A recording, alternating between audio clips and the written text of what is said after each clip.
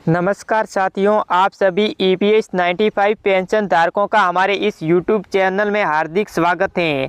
आज की ये जानकारी देश भर के लाखों ईपीएस 95 पेंशन के लिए बहुत ही महत्वपूर्ण होने वाली है।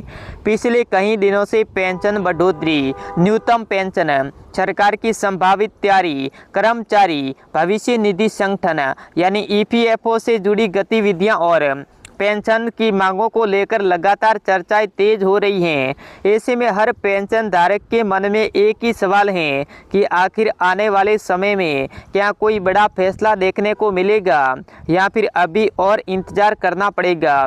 दोस्तों, आज की इस वीडियो में हम इन्हीं सभी महत्वपूर्ण विषयों पर विस्तार से बात करेंगे, इसलिए आप सभी इस वीडियो को शुरुआत से लेकर अंत तक जरूर देखिए, क्योंकि बीच बीच में कहीं ऐसे अहम बिंदु सामने आएंगे जो हर ईपीएस 95 पेंशन धारक के लिए जानना बहुत ही जरूरी है। सबसे पहले बात करती हैं ईपीएस 95 पेंशन धारकों की सबसे बड़ी मांग की। लंबे समय से देश भर के लाखों पेंशनधारी न्यूनतम मासिक पेंशन बढ़ाने की मांग कर रही हैं। उनका कहना है कि वर्तमान समय में महंगाई लगातार बढ़ रही है और आज की परिस्थितियों में बहुत कम पेंशन पर सम्मानजनक जीवन बिताना कठिन हो रहा है।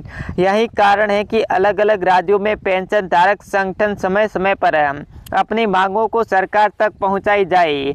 कई स्थानों पर बैठकें आयोजित की जा रही हैं, ज्ञापन सौंपे जा रहे हैं और पेंशन सुधारकों को लेकर आवाज़ लगातार उठाई जा रही है। इसी के साथ पेंशन धारक ये भी कहना चाहते हैं कि केवल पेंशन राशि बढ़ाने तक की बात सीमित नहीं है, बल्कि चिकित्सा सुविधाएं, डिजिटल सेवाएं, जीवन प्रमाण पत्र की प्रक्रियाएं और अन्य आवश्यक व्यवस्थाओं को पहले से अधिक सरल और सुविधाजनक बनाया जाए। खासकर वरिष्ठ नागरिकों के लिए ऐसी व्यवस्था हो जिससे उन्हें बार बार कार्यालयों के चक्कर लगाने न पड़े। दोस्तों, पिछले कुछ वर्षों में ईपीएफओ ने अपनी कई सेवाएं को डिजिटल बनाया। ऑनलाइन सुविधाओं के विस्तार से लाखों लोगों को राहत मिली है। भविष्य में भी उम्मीद की जा रही है कि पेंशन से जुड़ी कई प्रक्रिया को और अधिक आसान बनाया जाए, ताकि पेंशन धारकों को कम समय में बेहतर सेवा मिल सके। अब बात करते हैं उस मुद्दे की जिसका इंतजार हर ईपीएस 95 पेंशन धारक बड़ी बेसब्री से कर रहा है। कई संगठनों का कहना है कि सरकार को पेंशन धारकों की आर्थिक स्थिति को ध्यान में रखते हुए सकारात्मक कदम उठाने चाहिए। उनका तर्क है कि बढ़ती महंगाई के बीच दवाइयां, इलाज, बिजली, राशन और रोजमर्रा के खर्चों में लगातार वृद्धि हुई है। ऐसे में पेंशन राशि में सुधार की मांग पहले से अधिक मजबूत होती जा रही है। हालांकि ये भी जानना बहुत ही जरूरी है कि हर किसी की प्रकार की पेंशन बढ़ोतरियां नई व्यवस्था तभी लागू मानी जाएगी जब सरकार या फिर संबंधित विभाग की ओर से आधिकारिक घोषणा जारी होगी। सोशल मीडिया पर चल रही खबर सही हो ये जरूरी नहीं है, इसलिए किसी भी वायरल जानकारी पर भरोसा करने से पहले आधिकारिक पुष्टि करना बहुत ही जरूरी होगा।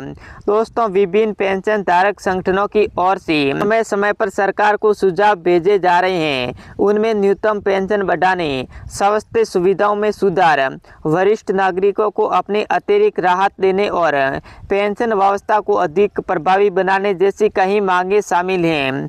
इस मांगों पर भविष्य में क्या निर्णय होगा ये पूरी तरह से सरकार और संबंधित विभागों की आधिकारिक प्रक्रिया पर निर्भर करेगा। इसके अलावा ये भी उम्मीद जताई जा रही है कि आने वाले समय में पेंशन के जुड़े हितों से कई विषयों पर विचार विमर्श आगे बढ़ सकता है, लेकिन जब तक कोई आधिकारिक आदेश जारी नहीं होता है तब तक किसी भी अनुमानित को अंतिम फैसला नहीं माना जाएगा।